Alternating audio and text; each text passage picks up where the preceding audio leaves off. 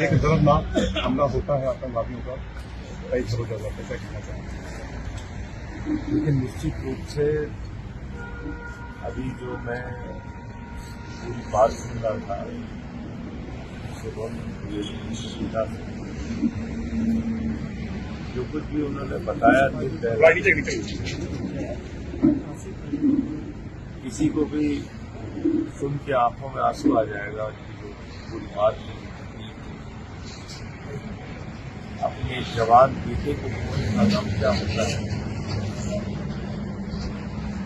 एक पत्नी के लिए जिसकी शादी 2 महीने पहले हुई हो, उसको अपने पति का खोने का गम क्या होता है, वो वही लोग महसूस करते हैं जिनके ऊपर ये आपदा पड़ी। हम उसके दुख में, पीड़ा में इनके साथ हैं और जो परिवार की मांग है, क्योंकि शुभम द्विवेदी ने पहली गोली अपने ऊपर ली, जिसके कारण से वहां मौजूद 200-300 लोग भाग के अपनी जान बचाने में कामयाब हो पाए, इसलिए उनको शहीद का दर्जा दिया जाए। इनके परिवार की बात है, क्योंकि उनकी पत्नी का कहना है कि मैं आगे का अपना जीवन सम्मान और गौरव के साथ जीना चाहती हूँ। हमारे पति आतंकवादियों के सामने झुके नहीं। जब उन्होंने पूछा कि अपना धर्म बताओ, तो उन्होंने अपना धर्म से उन्होंने अपना धर्म बताया कि उसके बाद उनको गोली मार दी। उन दरिंदों का मकसद देश को कमजोर करना था, उन आतंकवादियों का मकसद देश को तोड़ना था। लेकिन भारत किसी के आगे झुकेगा नहीं, न कभी झुका है। ये बात हम लोगों ने सर्वदलीय बैठक में सरकार के सामने कहा कि आप आतंकवादियों को नेस्तनाबूद करने के लिए जो भी कदम उठाना चाहते हैं, ये पाकिस्तान के द्वारा पोषित, पाकिस्तान के द्वारा समर्थित आतंकवाद है। आप जो भी करना चाहते हैं आप कदम उठाइए, आप कार्रवाई कीजिए, हम पूरी तरीके से उसका समर्थन करेंगे। दूसरी बात यह है कि वहां जो सुरक्षा व्यवस्था की जरूरत थी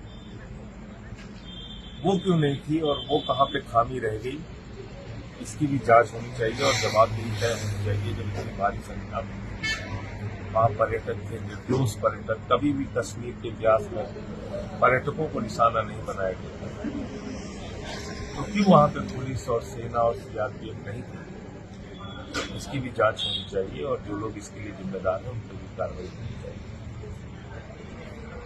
अब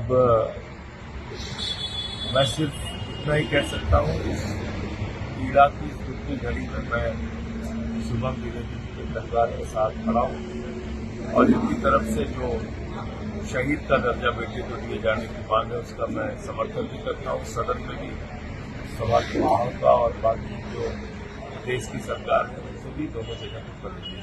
सर क्या कहना चाहेंगे कि क्या जो आपने बोला कि वहाँ पे सिक्योरिटी नहीं थी, इशारा किस तरह? देखिए, जो सर्वदलीय बैठक में सरकार ने जानकारी दी, मुझे बताया कि वो जगह आमतौर पर बंद रहती है और सिर्फ अमरनाथ यात्रा के दौरान उस जगह को खोला जाता है और तब सुरक्षा के इंतजाम किए जाते हैं।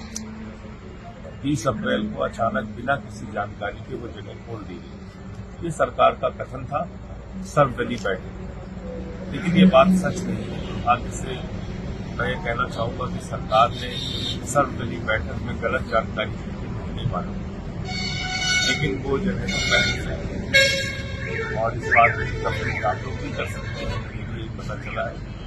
तो अगर जगह खुली थी तो उसमें आपत्ति नहीं है, लेकिन सुरक्षा का इंतजाम जरूर होना चाहिए।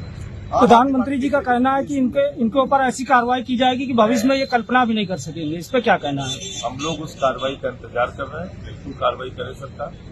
हम चाहते हैं उनको बर्बाद किया जाए, आतंकवादी जहां जहां उनके कैंप चल रहे हैं, चाहे पीओ के हों, चाहे पाकिस्तान की सीमा के अंदर जहां कहीं भी उसको उड़ाया जाए, बर्बाद किया जाए। ये हमारे राष्ट्र की सुरक्षा का सवाल है। ये तो पहले से पार्टियों ने 91 में प्रस्ताव पारित किया पीओके हमारा, तो उसका तो कोई प्रश्न ही नहीं, उसमें तो सब एक मत है। अभी सवाल है इस घटना पे सरकार के द्वारा कार्रवाई की प्रतीक्षा पूरा देश कर रहा है। हम चाहते हैं सरकार कदम उठाए और कार्रवाई करे। Thank you.